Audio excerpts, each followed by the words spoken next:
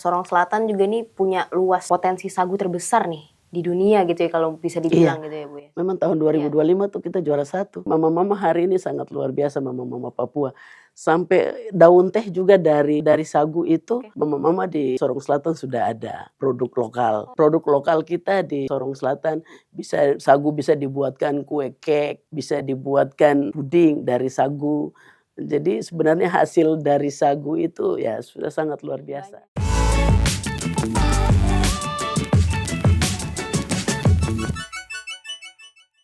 Halo sahabat kompas.com, selamat datang di Nusaraya. Kali ini bersama saya Jessica Emanuela, lagi-lagi bersama saya. Dan kali ini kita udah ditemenin dan happy banget kita ditemenin sama Bupati Sorong Selatan, Ibu Petronella. Apa kabar nih Ibu? Puji Tuhan, kabar baik. Kabar baik ya Ibu ya. Ini berarti di Jakarta lagi ada kegiatan lain? Atau Ada kegiatan lain. Oke. Terima kasih banyak berarti ini menyempatkan waktunya untuk datang ke Nusaraya untuk berbincang-bincang sama Jessica ya Bu ya. Oke, mungkin sahabat kompas.com juga pengen tahu nih lebih jauh gitu tentang Sorong Selatan gitu ya Bu ya. Jadi mungkin pertama kali kita mau nanya-nanya tentang visinya Ibu yang berhubungan dengan Sorong Selatan melaju dan berdaya saing. Itu kira-kira maknanya seperti apa dan kenapa visinya bunyinya seperti itu gitu Bu? Ya, pertama saya perkenalkan diri dulu. Nama saya Petronella Krenak SOSM Bupati Sorong Selatan, periode 2025-2031. Saya bersyukur sekali karena hari ini ada bersama-sama dengan Jessica di Kompas. Pertama, saya sampaikan shalom. Assalamualaikum warahmatullahi wabarakatuh. Salam sejahtera untuk kita semua. Sorong Selatan, lebih khusus saya Bupati dan Wakil Bupati memilih visi Sorong Selatan melayani maju dan berdaya saing. Melayani maju ini bagaimana untuk kita bisa melayani masyarakat Sorong Selatan lebih baik lagi. Lebih maju, lebih giat di 3 sektor utama sebenarnya. Pendidikan, kesehatan, tapi juga ekonomi bagi masyarakat Sorong Selatan. Berdaya saing ini bagaimana untuk Kabupaten Sorong Selatan dia bisa keluar dan berdaya melakukan pelayanan yang selama ini kepada masyarakat, tapi juga Sorong Selatan bisa berdaya saing dengan daerah-daerah lainnya yang ada di Indonesia, lebih khusus yang ada di Provinsi Papua Barat Daya. Sorong Selatan ada di Provinsi Papua Barat Daya. Sorong Selatan membawahi ada 15 distrik. 15 kecamatan ini ada di wilayah pegunungan, pendataran rendah dan juga pesisir. Dia luas wilayahnya berapa sih Bu? Luas wilayah kita 6.000 sekian. Jadi memang wilayah Sorong Selatan beraneka ragam sebenarnya. Ada wilayah pegunungan, ada wilayah daratan, tapi ada wilayah pesisir. Kita di Sorong Selatan dari 15 distrik itu ada 5 distrik yang memang masih kategori kita 3T di Sorong Selatan. Dan visi dari Bupati dan Wakil Bupati itu sebenarnya salah satunya untuk bagaimana 5 distrik ini kita keluar dari daerah 3T itu. Memang sangat membutuhkan sekali pelayanan pemerintah di sana. Jadi ketika masyarakat kita sudah sejahtera lewat pendidikan, lewat ekonomi, otomatis Sorong Selatan kita bisa keluar dari zona 3T itu. Ya, hanya karena ya kembali kondisi kita hari ini, ya kondisi keuangan kita yang lagi tidak baik-baik saja. Ya otomatis untuk keluar dari situ butuh waktu, butuh proses. Step by step kita harus lakukan satu persatu. Bagaimana untuk Sorong Selatan bisa berdaya saing dengan daerah-daerah lain. Untuk melanjutkan visi tersebut Bu, program apa aja nih yang udah berjalan? Program yang kita lakukan di tahun ini, kita bicara kembali ke 1 tahun pelayanan Bupati dan Wakil Bupati sesuai dengan visi misi kami. Ya di bidang ekonomi, di bidang pendidikan dan kesehatan di 1 tahun pertama tahun 2025, puji Tuhan banyak sekali yang kami sudah lakukan, tapi banyak yang belum juga kami selesaikan. Dan itu awal saya katakan bahwa step by step kami akan menyelesaikan satu persatu. Ya, kita di Sorong Selatan untuk tahun 2025 puji Tuhan kami telah melakukan launching untuk pendidikan gratis Oke. bagi anak-anak sekolah di Sorong Selatan. SD, Ya, dari SMP? TK sampai dengan SMA, SMK. Oke, Tapi luar juga ada biasa. perguruan tinggi, ada beberapa perguruan tinggi yang kami lakukan kerjasama. Khusus ya sesuai dengan dari turunan dari visi misi kami itu satu keluarga, satu rumah tangga, satu sarjana. Ada Mhm. beberapa perguruan tinggi yang kami sudah lakukan kerjasama. Di Sorong Selatan sendiri ada Universitas Werisar. Jadi anak-anak Papua yang notabene orang tuanya eh, ekonominya terbatas, pendapatannya juga terbatas, itu intervensi kami pemerintah daerah. Jadi anggaran kami sediakan di sana untuk membiayai anak-anak yang ya orang tuanya tidak mampu. Kategori Oke. orang tua nelayan, petani, ya tukang ojek dan bermacam-macam. I Nah itu see. kami siapkan anggaran. Kami juga kerjasama dengan salah satu perguruan tinggi di Sorong, Mhm. Stikes. Untuk kami punya anak-anak Sorong Selatan juga yang orang tuanya tidak mampu, itu ada intervensi kami pemerintah daerah juga. Itu di tahun 2025 kita telah lakukan itu. Ada beberapa kota-kota studi di Mhm. Manado, Ya. itu kami juga punya asrama. Ah, iya Asrama iya iya. untuk mahasiswa Sorong Selatan. Di asrama putra putri di Sorong Selatan, tahun ini juga kami sudah anggarkan juga anggaran untuk di Sukabumi. Itu ada Oke. mahasiswa kita juga yang ada di Jawa Barat, kurang lebih hampir ada 400-an mahasiswa yang ada di sana. Oke, Iya, banyak ya, Bu, ya, jadi lumayan. banyak, memang cukup banyak, butuh perhatian kami pemerintah daerah dan tahun ini kami akan menyiapkan mereka, asrama. Di Papua sendiri di Manokwari itu ada asrama Sorong Selatan. Di Oke. provinsi Papua itu per distrik. Ini ya nanti dinas teknis dalam hal ini dinas sosial, kami juga sudah komunikasi untuk segera mereka turun ke kota-kota studi lakukan apa Mhm. namanya, survei Ya. ke sekolah-sekolah, ke kampus-kampus yang ada di wilayah Papua, tapi juga ada di wilayah Jawa untuk kita pastikan mahasiswa kita Sorong Selatan tuh berapa banyak sih yang ada di Oke. sana. Oke. Supaya ketika kami menyediakan asrama, fasilitas, kita sudah bisa Cukup tahu gitu ya. kekuatan kita untuk anak-anak Mhm. mahasiswa kita yang Oke. asal Sorong Oke. Selatan. Ini cara mereka aksesnya seperti apa kalau mereka mau dapat beasiswa ini? Kalau soal beasiswa kita di Sorong Selatan, yang ada beberapa kampus yang kami sudah kerjasama, Ya. anggarannya langsung masuk ke kampus. Oh, gitu. Langsung Oke. bayar, mereka punya SPP sampai dengan contoh macam di Unsar. Jadi anggarannya kami langsung masuk ke pihak pengelola kampus, mereka hitung dengan mahasiswa kita. Jadi data dari kampus itu sudah disampaikan kepada Ah. kami pemerintah daerah melalui Dinas Teknis Pendidikan dan juga Dinas Sosial.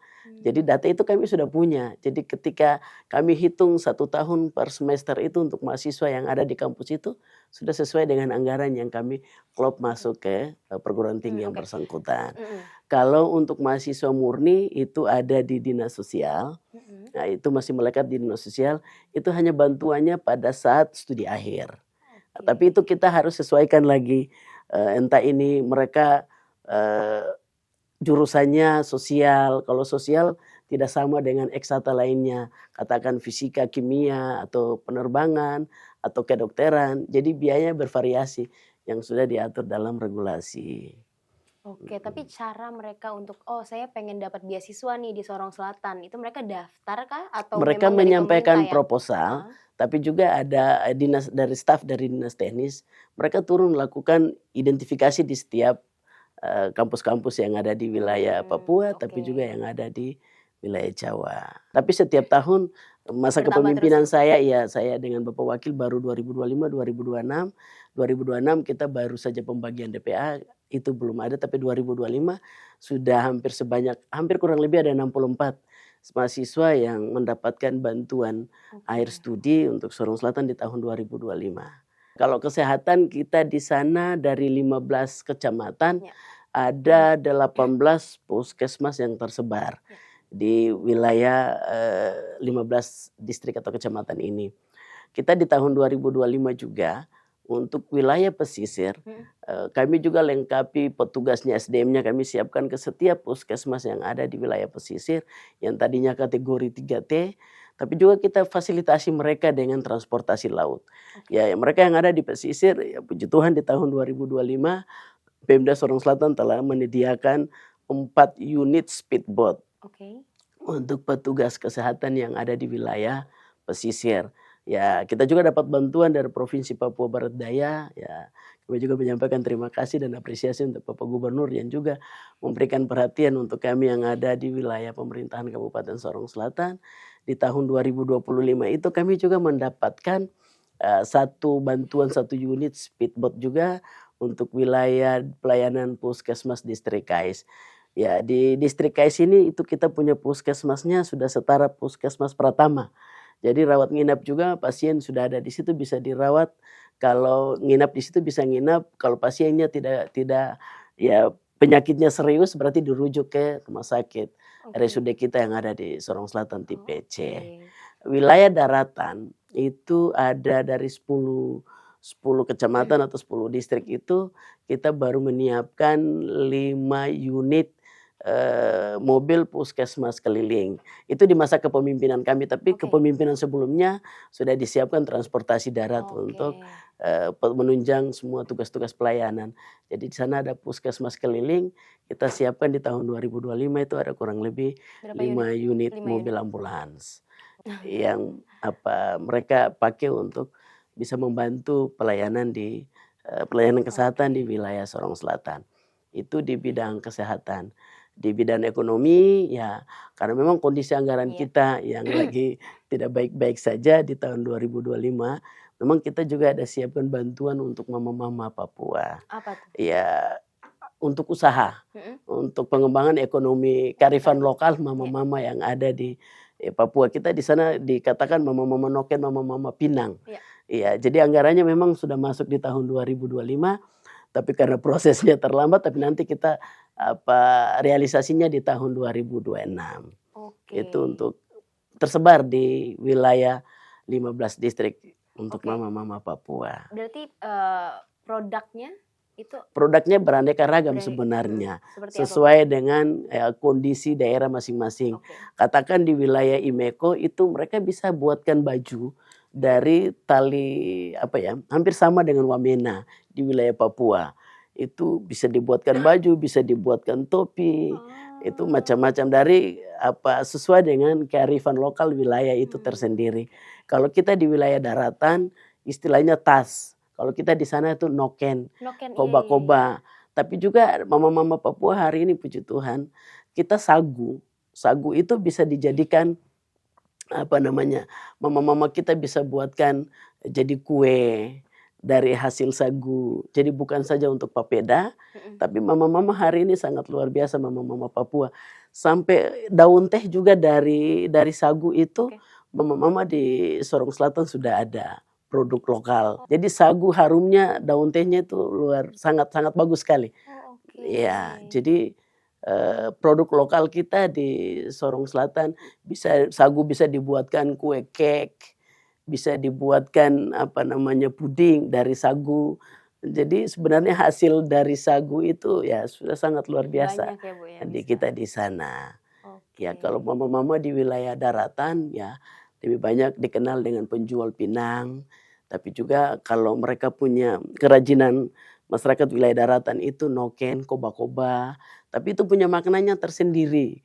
Ya noken ini kalau ibarat kita orang Papua, kita pergi di kebun, Mhm. kita pulang, noken itu isi berbagai macam. Oke. Ada sayur, ada keladi, ada pisang, ada ubi-ubian yang sudah diisi di dalam noken itu. Koba-koba itu ibaratnya kita terlindung dari panas, kita terlindung dari hujan. Tapi itu juga bisa digunakan untuk istirahat, bisa tidur pakai Oke. koba-koba juga. Jadi Oke. ada makna dari hasil lokal kita kearifan lokal yang ada di Sorong Selatan. Oke. Bu Bupati, ini kalau kita masih bahas yang 100 mama Papua Iya, terampil ini, itu itu. sebenarnya skemanya seperti apa dan target jangka panjangnya bagaimana? Jadi kita di dinas terkait, dinas Perindakop, itu mereka sudah punya data. Mhm. Database-nya sudah ada di dinas, jadi mereka sudah kumpulkan dari setiap distrik itu untuk mama-mama. Ya usaha mama-mama ekonomi lokal di bawah, itu data mereka sudah ada. Ya. Dan kita lihat kalau tahun ini sudah dapat bantuan, berarti tahun depan jangan lagi yang itu. Kita lihat lagi yang lain, supaya ada pemerataan sebenarnya. yang sudah dapat tahun ini jangan lagi dapat di tahun depan. Karena ini kita banyak dengan kondisi keuangan kita yang tidak cukup, otomatis harus step by step supaya semua bisa merasakan. Oke, Ibu, kita geser lagi ke ada info yang Jessica dapat, program namanya Cetak Sawah Rakyat. Oh, iya. Nah, ini seperti apa nih, Bu, boleh diceritakan? Kita di Sorong Selatan ya, dan kami ya percaya sekali ya, mudah-mudahan Sorong Selatan 5 tahun ke depan kami jadi swasembada pangan untuk Provinsi Papua Barat Daya. Dan hari ini kita punya masyarakat lokal, ya ada pelatihan dari dinas-dinas teknis untuk kita punya masyarakat lokal, masyarakat Papua yang pemilik hak wilayah di sana. Otomatis mereka sudah sangat memahami sekali bagaimana gampang kita menyiapkan lahan, lalu pemerintah menyediakan, hasilnya ya nanti dinikmati oleh masyarakat setempat. Lebih khusus untuk pemilik hak wilayah di sana. Oke, Bu. Selain itu kan Sorong Selatan juga nih punya luas potensi sagu terbesar nih di dunia gitu ya, kalau bisa dibilang gitu ya, Bu ya. Memang tahun 2025 tuh kita juara 1. 300.000 hektaran something gitu ya, Bu ya.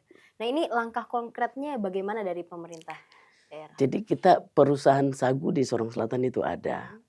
Itu di Kais, di distrik Kais. Di tahun 2016 itu diresmikan oleh Bapak Presiden Bapak Jokowi. Di 2017 perusahaannya tutup.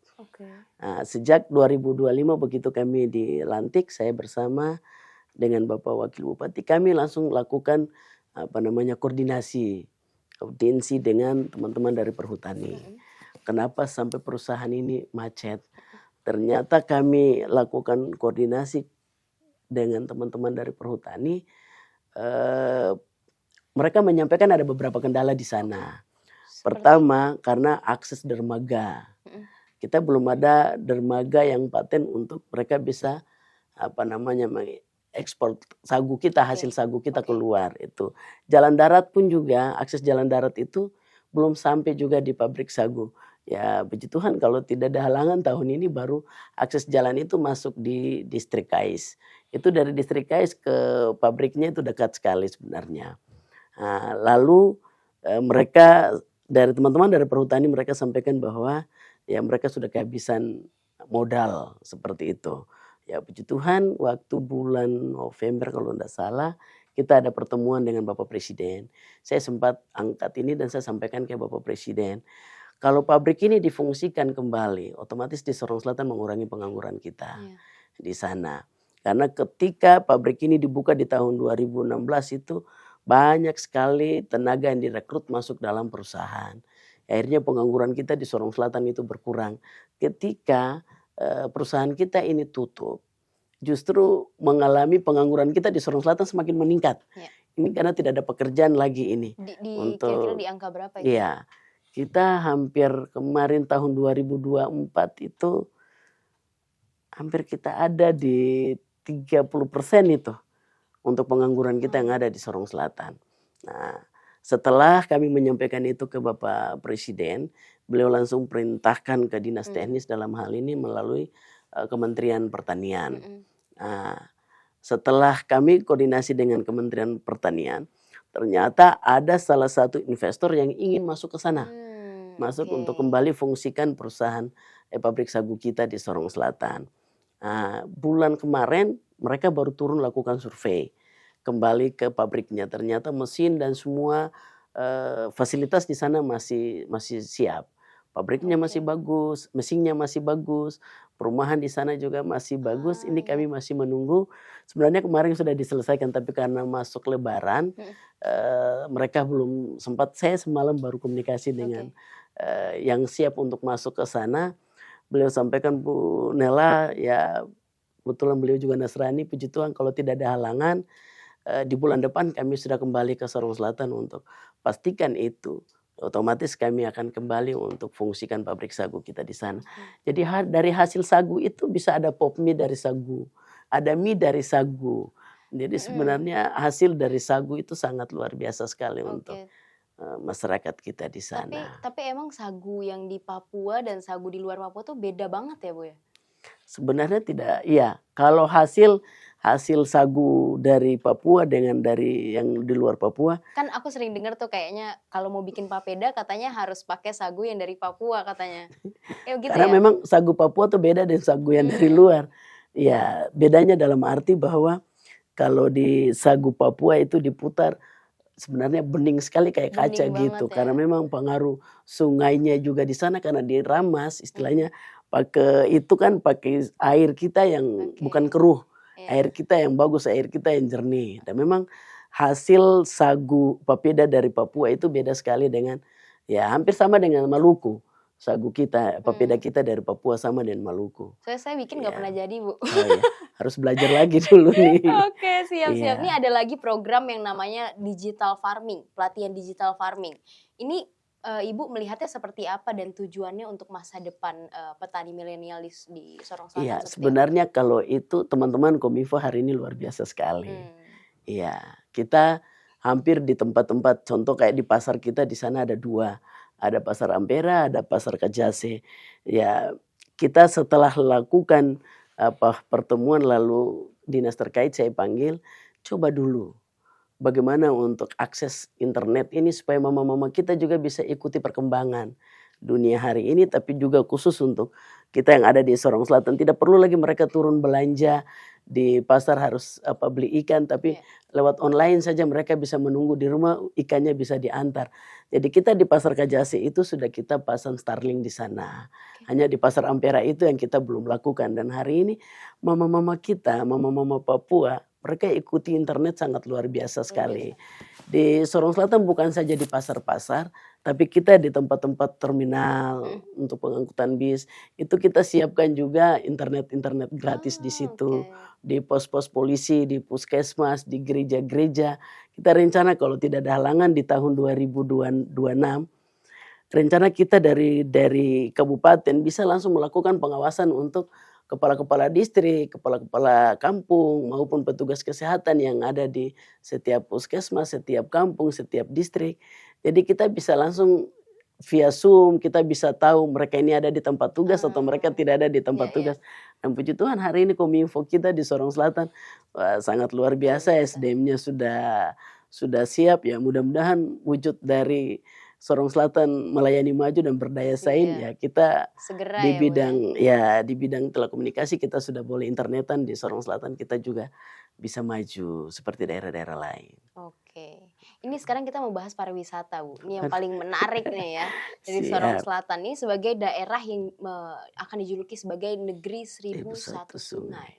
Ini konsep river city-nya tuh seperti apa sih, Bu? Dan boleh diceritain gimana visinya Ibu menjadikan sungai-sungai seperti Sungai Kohoin dan Sungai Klaugen, kalau saya nggak salah ngomongnya, Bu, Iya, benar ya? benar. Ini sebagai destinasi wisata gitu yang Siap. menarik banget untuk Iya, dunia jadi kalau bisa.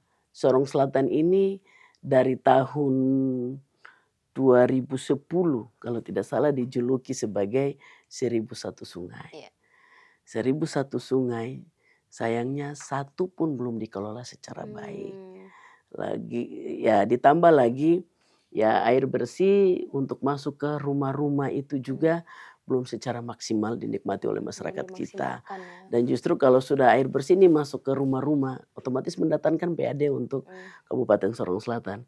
Ya puji Tuhan di tahun 2025 ya teman-teman dari PU sudah melakukan pembenahan sedikit demi sedikit.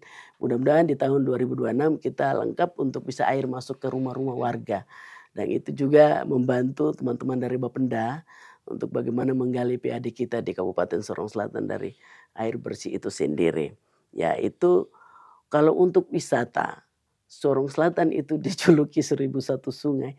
Satu wisata pun juga belum dikelola secara baik. Memang ini kami sebagai pemerintah daerah mengakui juga kelemahan kami dalam arti bahwa SDM kami di dinas teknis itu belum siap secara maksimal dalam arti untuk mereka ikut mengekspor nih hasil alam kita di Sorong Selatan ke dunia secara nasional. Ya hari ini teman-teman dari Kominfo membantu dinas terkait untuk mulai sedikit demi sedikit mulai promosi hasil alam kita, apalagi Sorong Selatan dijuluki sebagai 1001 sungai. Ya, puji Tuhan kemarin ada salah satu investor yang mungkin ikuti di berita terkait dengan 1001 sungai, sudah datang dan datangi kami di kantor, sudah diskusi Beliau Oh siap ada, untuk apa namanya, kita ala air minum, kemasan air minum Sorong Selatan, ala Sorong Selatan. oke. Ya rencana juga kalau Tuhan sayang bulan ini yang bersangkutan sudah kembali cek dan lakukan survei supaya pastikan air kita. Karena di sana wilayah daerah kita kadar kapur tinggi, Ya, jadi harus dilakukan apa namanya, mhm. uji coba dulu di lab, dipastikan air kita bagus tidak, untuk dibuatkan sebagai kemasan ala Sorong Selatan. Ya kemarin beliau sampaikan kalau memang ini jadi, berarti kita lestari Sorong Selatan, air kemasan Sorong Selatan. Oke, Iya, oke. untuk wisata ini memang kondisi keuangan kita kembali lagi. Kondisi keuangan kita tidak mencukupi untuk kita bisa kembangkan wisata kita. Tapi hari ini kita lagi gencar-gencar bangun komunikasi dan teman-teman di pusat, lebih khusus Kementerian Pariwisata. Ini rencana bulan ini kami mau masuk ke pariwisata juga untuk kita bisa menyampaikan ini loh hasil Iya, alam kita di Sorong Selatan tapi belum dikelola secara baik. oke. Otomatis ini kalau dikelola secara baik, masyarakat pun juga pemilik hak wilayah. Mereka juga menikmati kesejahteraan, ya bagi hasil PAD juga masuk ke pemerintah daerah. Di Kalaogin yang tadi disinggung oleh Mbak Jessica tadi itu, memang itu destinasi desa, sudah siap, Oke, tinggal untuk kita lakukan launching saja nih. oke. Iya.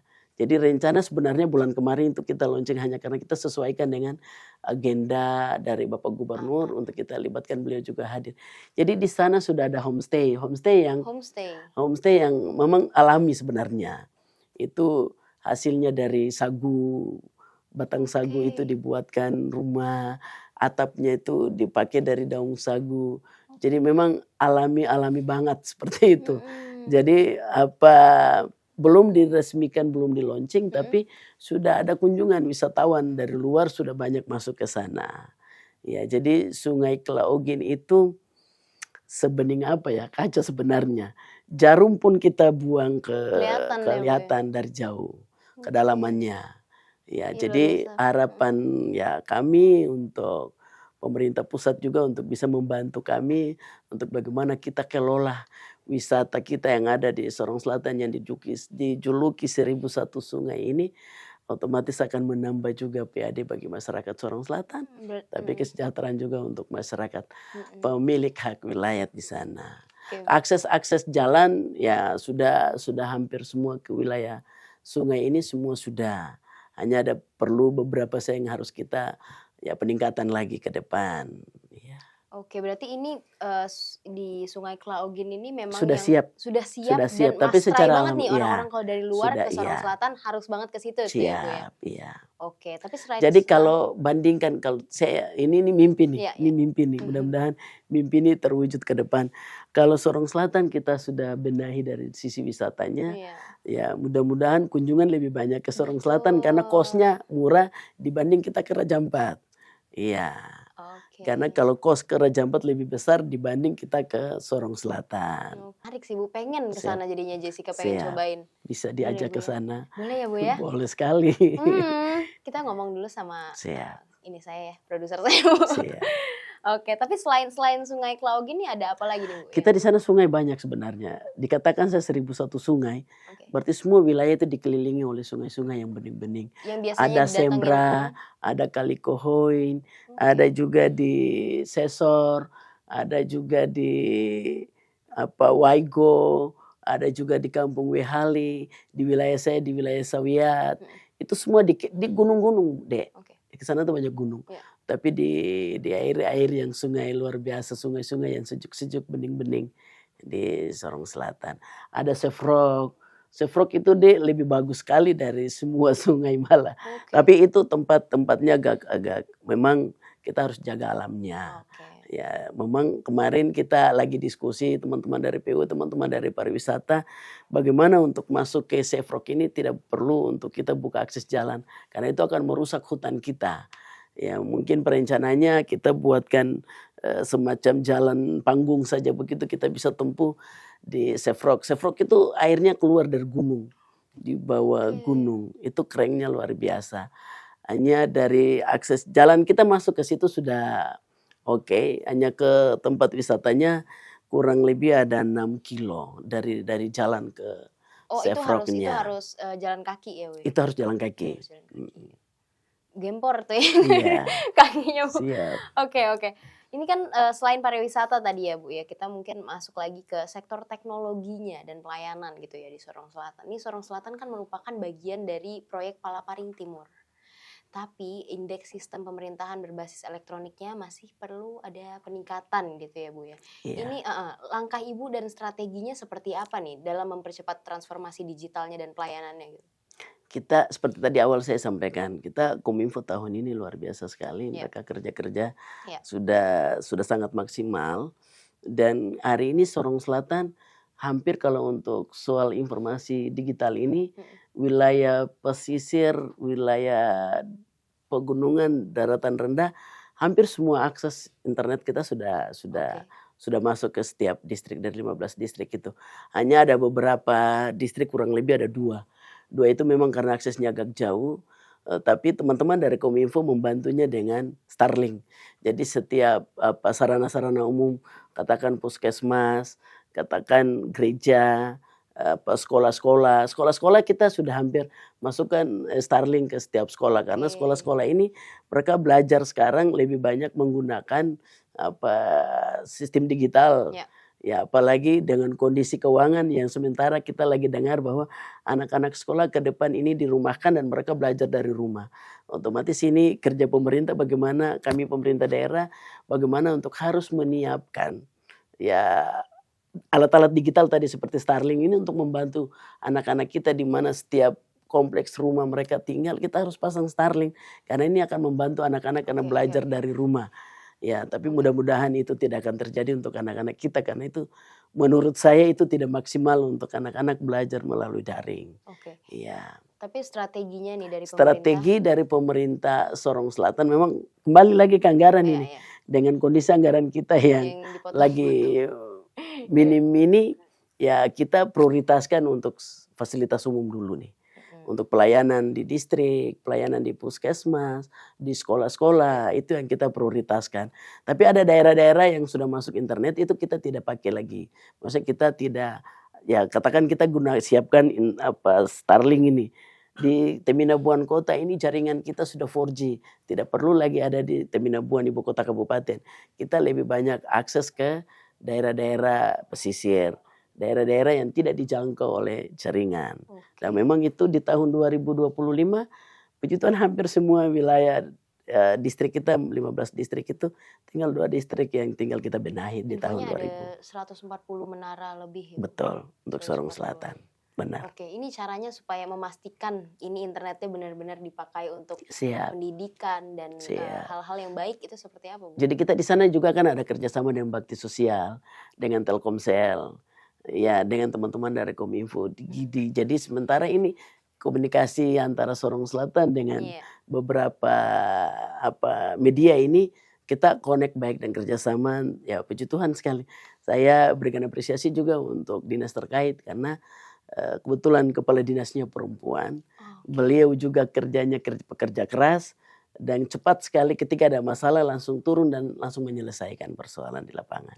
Oke, baik Bu, ini terakhir nih, kita udah ngobrol lebih dari 35 menit ternyata.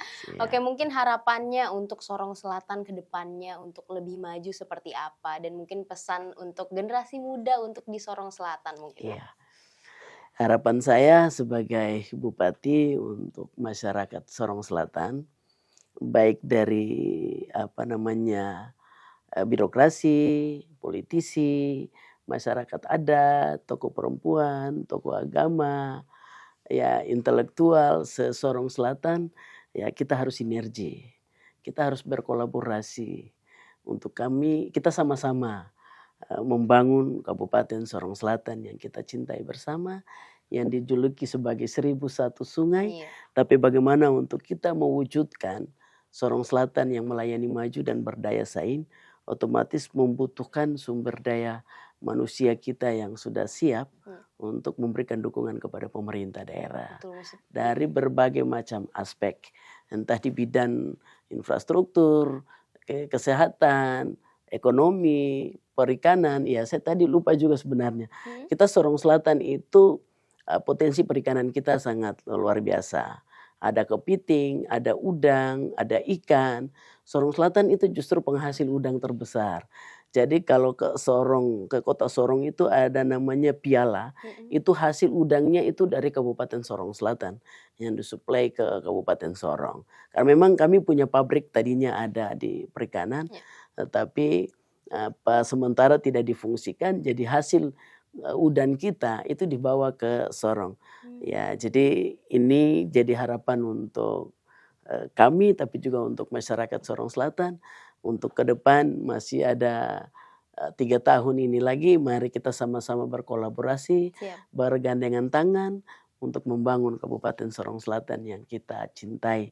Dan akhir dari masa kepemimpinan kami, pasti step by step kita akan mewujudkan Sorong Selatan melayani maju dan berdaya saing. Siap. Ibu, tapi saya salfok sama baju yang Ibu pakai ini motif asli dari Sorong Selatan ya? Atau gimana nih? Sebenarnya ini bukan asli dari Sorong Oh, Selatan, tapi ini asli Papua pada umumnya. Papua, oke. Ya, Dibuat sama, burung cendrawasih. Ini UMKM kebetulan juga? karyanya salah satu anak Sorong Selatan Wih, luar yang biasa. tempatnya tokonya ada di Jakarta. Ah, oke. Jadi kalau jalan-jalan ke Pasar Baru di toko batik JK, Jimmy Oke, Kambu boleh itu nih Bu anak. diangkat supaya Ya, anak asli dari Sorong mhm, Selatan. Memang saya baru semalam baru jumpa, datang mhm. diskusi, memang kami juga ada siapkan. Tahun 2025 itu Sorong Selatan ada memberikan bantuan juga untuk usaha Oh, dari oke. JK di Jakarta. Dalam arti bahwa di Jakarta bukan orang Nusantara tapi Papua juga bisa bersaing lebih khusus Iya, dari Sorong Selatan. Ya, kita rencana nanti di Sorong Selatan kami akan buka lagi toko batik JK.